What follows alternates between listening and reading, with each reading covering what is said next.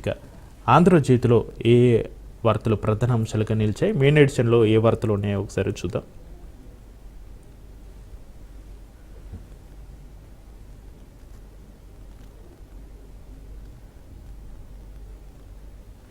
కక్ష సాధించే వాడినైతే కుటుంబం అంతా జైల్లోనే, ఇవాళ అసెంబ్లీలో కూర్చొని మాట్లాడేవారు కాదు అంటూ రేవంత్ రెడ్డి వ్యాఖ్యలను ప్రధాన అంశంగా ప్రధాన హెడ్లైన్ తోటి ఆంధ్రజ్యోతిలో మనం చూడొచ్చు.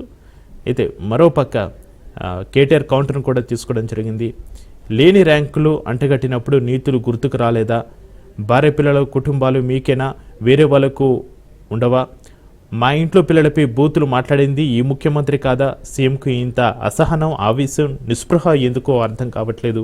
ఆయనలో ఒక అపరిచితుడు దాగి ఉన్నాడు. ప్రతీకారంతో మీకే నష్టం. తెలంగాణ జాతిపిత ముమ్మాటికి కేసీఆరే బూతిపిత రేవంత్ రెడ్డే అంటూ కేటీఆర్ తీవ్ర విమర్శలు చేసిన వార్తను కూడా మనం చూడవచ్చు. ద్రవ్య వినిమయ బిల్లుపై చర్చ సందర్భంగా ధ్వజమెత్తిన కేటీఆర్ మాట్లాడిన వ్యాఖ్యలను కూడా మనం ఇందులో ప్రధాన అంశంగా చూడవచ్చు. ఇక ఎంపీని 16 రోజులు ఒంటరిగా బంధించారు. జైల్లో రాత్రి నిద్రపోకుండా లైట్లు వేసి వేధించారు. 10 ఏళ్లలో బీఆర్ఎస్ రుణమాఫీ 16,908 కోట్లే, 10 నెలల్లో 20,616 కోట్లు మాఫీ చేశాం. 10 ఏళ్ల పాలన మా 10 నెలలతో పోల్చండి, అభినందించాల్సిందిపై కడుపులో కత్తులా అంటూ రేవంత్ రెడ్డి వ్యాఖ్యలను కూడా ప్రధాన అంశాలుగా ఇక్కడ మనం చూడొచ్చు. కేటీఆర్ గుంటూరు తెలివితేటలు ఇక్కడొద్దు, పల్లెటూరులో చదివి సీఎం అయ్యారని నాపై అక్కసు, ప్రాజెక్టులు కట్టింది మేము ఫామ్ హౌస్ల కోసమే.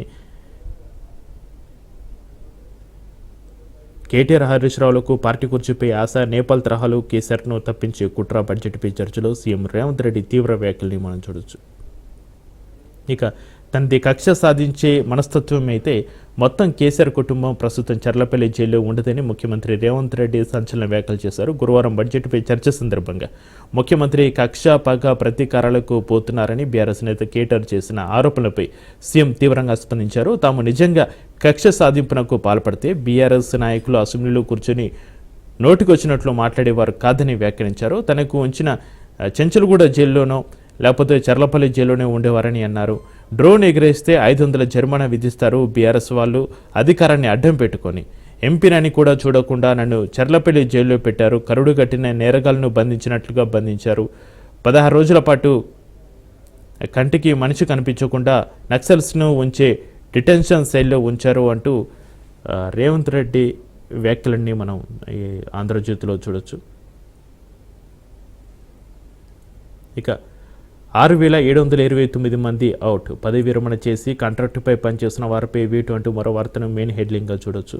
రేవంత్ సర్కార్ సంచలన నిర్ణయం, అటెండర్ నుంచి ఐఏఎస్ దాకా తొలగింపు. జాబితాలో metro MD NVS Reddy, YTDA VC Kishan Rao, CE BLN Reddy, 10 మంది ట్రాన్స్కో, జెన్కో డైరెక్టర్లు కూడా సేవలు అవసరం అనుకుంటే కొత్తగా నోటిఫికేషన్ ఇచ్చి మళ్ళీ అవకాశం ఇవ్వాలి. ఉత్తర్వులు జారీ చేసిన రాష్ట్ర ప్రభుత్వం పురపాలక శాఖలోని 177 మంది తొలగింపు, 6,000కు పైగా ఉద్యోగ నియామకాలకు ఛాన్స్, ఉద్యోగులకు పదోన్నతులు లభించే అవకాశం. అయితే ఒక్కరు కాదు, 10లు కాదు, 100లు కాదు, ఏకంగా 6,729 మందిని కొలువుల్లోంచి తొలగించారు. పదవి విరమణ పొందాక కూడా తెలంగాణలో కాంట్రాక్టు పద్ధతిలో కొనసాగుతున్న వారిని ఇంటికి పంపుతూ రేవంత్ రెడ్డి సర్కార్ తీసుకున్న సంచలన నిర్ణయం ఇది.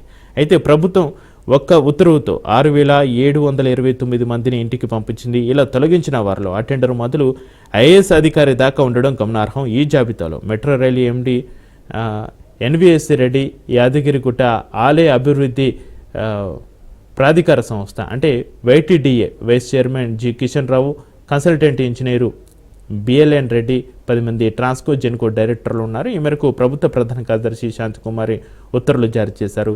ఈ నెలాఖరు కల్లా అందరినీ తొలగించాలని ఆదేశించారు. ఇలా తొలగించిన వారిలో ఎవరి సేవలనైనా అవసరం అని భావిస్తే వారిని పునర్నిర్మించుకోవడానికి తాజాగా నోటిఫికేషన్, ఉత్తర్వులు ఇవ్వాలని స్పష్టం చేశారు. సర్కారు సంచలన నిర్ణయంతో కొత్త నియామకాలకు మార్గం సుగమం అవుతుందనే ప్రచారం సచివాలయ వర్గాల్లో అయితే జరుగుతుంది. ప్రభుత్వ ఉత్తర్వులతో మున్సిపల్ శాఖ వెంటనే చర్యలను ప్రారంభించింది. తమ శాఖలో కాంట్రాక్టు పద్ధతిపై కొనసాగుతున్న 177 మంది విశ్రాంత ఉద్యోగులను తొలగిస్తూ మున్సిపల్ అడ్మినిస్ట్రేషన్ ముఖ్య కార్యదర్శి దానకిషోర్ గురువారం ఉత్తర్వులు జారీ చేసిన పరిస్థితి. ఆ వార్తను మనం చూడొచ్చు.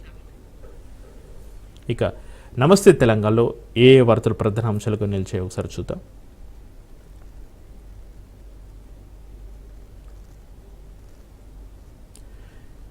యావత్ దేశంలో తెలుగు రాష్ట్రాలు ది బెస్ట్ సీఎం కేసీఆర్, అత్యంత విశ్వసనీయ గల రాజకీయ నేత, నెటిజన్ల ప్రశ్నలకు ఏఐ చాటుబాటు గ్రోక్ జవాబు. ఆ వార్తను ఇక్కడ ప్రధాన వార్తగా నమస్తే తెలంగాణలో చూడొచ్చు. ఇక దేశంలో కరెంటు కనిపెట్టిందే కాంగ్రెస్ అంటూ రాష్ట్రంలో కరెంటు ఇచ్చింది మేమే అంటున్న సీఎం రేవంత్ రెడ్డి 5 నెలల్లో 6 లక్షల కోట్లు అప్పు చేస్తామని వెల్లడి. ఇప్పటికే 1,50,000 కోట్లు రుణం తెచ్చినట్టుగా రేవంత్ రెడ్డి వ్యాఖ్యానించిన వ్యాఖ్యలు మనం చూడొచ్చు. దేశంలో కరెంటు కనిపెట్టింది, రాష్ట్రంలో కరెంట్ ఇచ్చిందే కాంగ్రెస్ పార్టీని సీఎం రేవంత్ రెడ్డి తెలిపారు. కరెంట్ అంటేనే కాంగ్రెస్ అని, కాంగ్రెస్ అంటేనే కరెంట్ అని వ్యాఖ్యానించిన వార్తను నిన్న అసెంబ్లీలో రేవంత్ రెడ్డి వ్యాఖ్యలను ఇక్కడ నమస్తే తెలంగాణలో చూడొచ్చు. అప్పులపై అబద్ధాలను కడిగేసిన కాగ్ వార్తను కూడా మనం ప్రధాన అంశంగా ఇక్కడ నమస్తే తెలంగాణలో తీసుకోవడం జరిగింది. మా హయాంలో దిగ్గజ తెలంగాణ, మీ వల్లే దివాలా, ఏ సర్వేలు నివేదికలు చూస్తున్నా ఇది సుస్పష్టం, వడ్డించిన విస్తరణ కాంగ్రెస్కు అప్పగించిన ఎట్లున్న రాష్ట్రం ఎట్లయిందో అందరికీ తెలుసు. కేంద్ర బడ్జెట్లో తెలంగాణ పదమే కనిపించడం లేదు, అయినా కాంగ్రెస్ కిక్కురు మానట్లేదేంటి అంటూ కేటీఆర్ వ్యాఖ్యలను కూడా నమస్తే తెలంగాణలో ప్రధాన వార్తగా మనం చూడవచ్చు. ఇక అసెంబ్లీ బడ్జెట్ సమావేశాలు అయితే ముగిశాయి. గురువారం ద్రవ్య వినిమయ బిల్లుకు ఆమోదం తెలిపిన తర్వాత అసెంబ్లీని నిరవధికంగా వాయిదా వేస్తున్నట్టుగా స్పీకర్ గడ్డం ప్రసాద్ కుమార్ ప్రకటించారు. ఈ నెల 12న అసెంబ్లీ సమావేశాలు ప్రారంభం కాగా మొత్తం 11 రోజుల పాటు 97 గంటల 32 నిమిషాల పాటు సభ జరిగినట్టుగా ఆయన వెల్లడించారు. బీసీలు, ఎస్సీలు ఎన్నో ఏళ్లుగా ఎదురు చూస్తున్న 2 చారిత్రక బిల్లులకు ఈ సమావేశంలో అసెంబ్లీ ఆమోదం తెలిపింది. స్థానిక సంస్థలతో పాటు విద్యా ఉద్యోగాల్లో బీసీలకు 42% రిజర్వేషన్లు కల్పించే బిల్లు, ఎస్సీ వర్గీకరణ బిల్లు సహా మొత్తం 12 బిల్లులను సభ ఆమోదించింది. డీలిమిటేషన్కు వ్యతిరేకంగా తీర్మానం చేయడంతో పాటు బీసీ రిజర్వేషన్ల పెంపుపై ప్రవేశపెట్టిన 2 తీర్మానాలకు అసెంబ్లీ ఆమోదం తెలిపింది. ఈ నెల 12న ఉభయ సభలను ఉద్దేశించి గవర్నర్ జిష్ణుదేవ్ వర్మ ప్రసంగించారు. 13, 15 తేదీలో గవర్నర్ ప్రసంగానికి ధన్యవాదాలు తెలిపి తీర్మానంపై చర్చ అయితే జరిగింది. 17, 18 తేదీలో బీసీ రిజర్వేషన్లు, ఎస్సీ వర్గీకరణ బిల్లులపై చర్చ అనంతరం బిల్లులకు ఆమోద ముద్ర వేశారు. 19న అసెంబ్లీలో ఆర్థిక మంత్రి, డిప్యూటీ సీఎం బడ్జెట్ ప్రవేశపెట్టగా 21 నుంచి 26 వరకు బడ్జెట్పై చర్చ జరిగింది. గురువారం ద్రవ్య వినిమయ బిల్లుపై చర్చించి ఆమోదించడంతో పాటు డీలిమిటేషన్కు వ్యతిరేకంగా తీర్మానం చేశారు. ఈసారి బడ్జెట్ సమావేశాలు వాడివేడిగా జరిగాయి. అర్ధరాత్రి దాకా చర్చలు కొనసాగాయి. కాగా ఈసారి సభకు హాజరు కాకపోతే సభ్యత్వం రద్దయ్యే ప్రమాదం ఉండడంతో మాజీ సీఎం కేసీఆర్ ఈ నెల 12న గవర్నర్ ప్రసంగానికి హాజరయ్యారు. ఇక ఆ తర్వాత సెషన్ మొత్తానికి గైరు హాజరయ్యారు. మరోవైపు ఈ నెల 13న గవర్నర్ ప్రసంగానికి ధన్యవాదాలు తెలిపే తీర్మానంపై చర్చ సందర్భంగా స్పీకర్పై అనుచిత వ్యాఖ్యలు చేసిన బీఆర్ఎస్ సభ్యుడు జగదీష్ రెడ్డిపై సస్పెన్షన్ వేటు పడింది. ఇక సోషల్ మీడియాలో టీటీడీకి సంబంధించిన మరో వార్త అయితే వైరల్ అవుతుంది. ఆంధ్రప్రదేశ్లో కొత్తగా ఏర్పడిన కూటమి సర్కారు తిరుమల డెవలప్మెంట్కు ప్రత్యేకమైన చర్యలు తీసుకుంటుంది. ముఖ్యంగా కొత్తగా టీటీడీ బోర్డును సైతం ఏర్పాటు చేశారు. అంతేకాకుండా తిరుమలకు వచ్చే భక్తులకు ఎక్కడ కూడా ఇబ్బందులు లేకుండా చర్యలు తీసుకుంటున్నారు. స్వామివారికి నిర్వహించే కైంకర్యాలలో ఎలాంటి లోపాలు లేకుండా చూడాలని టీటీడీకి చంద్రబాబు సర్కారు ఆదేశించింది. అంతేకాకుండా వేఐపీలకు కాకుండా సామాన్య భక్తులు ప్రియారిటీగా స్వామివారి దర్శనాలు అయ్యేలా చర్యలు తీసుకోవాలని టీటీడీకి అనేక సూచనలు చేసింది. ఈ క్రమంలో ఇటీవల తెలంగాణ ప్రజాప్రతినిధుల నుంచి వచ్చే భక్తుల నుంచి సిఫార్సులను స్వీకరించారు. ప్రత్యేకంగా స్వామివారి దర్శనాలు అయ్యేలా చేశారు. అయితే తిరుమలలో ఇటీవల ఏదో ఒక అంశం తరచుగా వివాదంలో ఉంటుంది.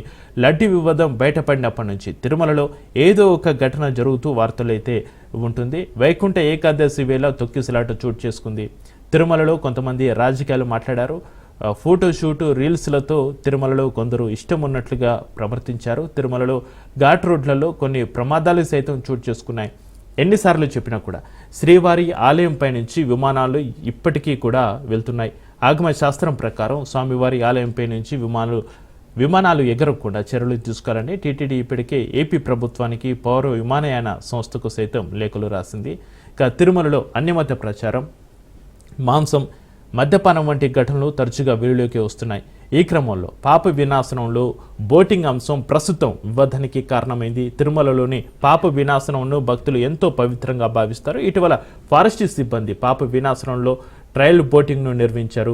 దీనిపై శ్రీవారి భక్తులు తీవ్రంగా మండిపడుతున్నారు. తిరుమల ఎంతో పవిత్రమైందని, దీన్ని టూరిస్టు స్పాట్లా మార్చొద్దని కూడా ఆందోళన వ్యక్తం చేస్తున్న పరిస్థితి. పాప వినాశనంలో బోటింగ్ సౌకర్యం కల్పిస్తే తీర్థయాత్ర స్థలం కంటే విహార కేంద్రంగా మారే ప్రమాదం ఉందని భక్తులు ఆందోళన వ్యక్తం చేస్తున్నారు. ఈ క్రమంలో బోటింగ్ అంశంపై ఫారెస్ట్ అధికారి క్లారిటీ ఇచ్చారు. ఇక్కడ నుంచి బాలేపల్లె, చిట్వేల్ అటవీ ప్రాంతం వరకు బయోస్పియర్ సరిహద్దులు అంటున్న రక్షణకు ఈ ప్రదేశం కీలకం అవుతుందన్నారు. ప్రభుత్వ ఆదేశాల మేరకు బయోస్పియర్ రిజర్వ్ పరిధిలో ఏకో టూరిజం డెవలప్మెంట్కు ఉన్న ఛాన్సులు చూస్తున్నామన్నారు.